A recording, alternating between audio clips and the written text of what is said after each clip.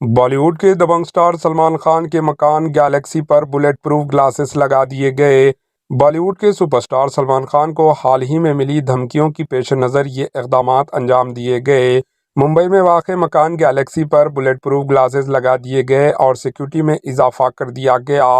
वाज़ेह है कि Lawrence बिजनवी gang की जानिब से सलमान खान को धमकियां दी गई थी, जिसके बाद सलमान खान की सिक्योरिटी में भी इजाफा कर दिया गया।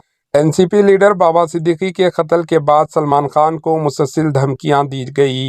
Bureau report, HN news.